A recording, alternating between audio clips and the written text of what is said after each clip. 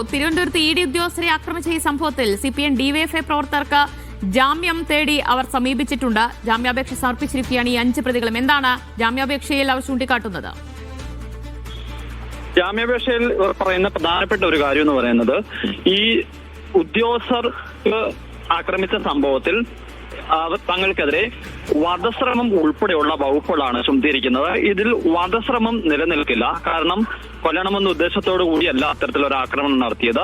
അതോടൊപ്പം നിസ്സാരമായ പരിക്കുകൾ മാത്രമാണ് ഈ ഉദ്യോഗസ്ഥർ ഏറ്റിട്ടുള്ളത്. അതുകൊണ്ട് വധശ്രമം ചുമത്തിയ നടപടി നിലനിൽക്കില്ല എന്നുള്ളതാണ് കാര്യം വ്യക്തമാക്കുകയും ചെയ്യുന്നത്.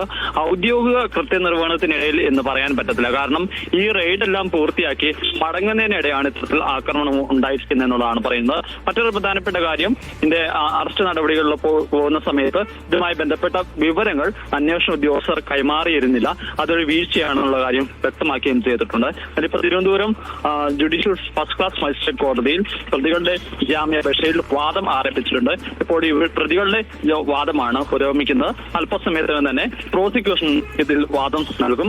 ഈ ജാമ്യാപേക്ഷയെ ശക്തമായി എതിർക്കാൻ തന്നെയാണ് പ്രോസിക്യൂഷന്റെ തീരുമാനം. ഈ പ്രതികളെ വിശദമായി ചോദ്യം ചെയ്യേണ്ട ആവശ്യമുണ്ട്. അതോടൊപ്പം തന്നെ ഈ സംഭവം നടന്ന സ്ഥലത്ത് ഉൾപ്പെടെ ഇവരെ എത്തിച്ച് തെളിവെടുപ്പ് പൂർത്തിയാക്കേണ്ടതുണ്ട്. അതുകൊണ്ട് കസ്റ്റഡി അനിവാര്യമാണെന്ന നിലപാടായിരിക്കും പോലീസ് കോടതിയിൽ സ്വീകരിക്കുക.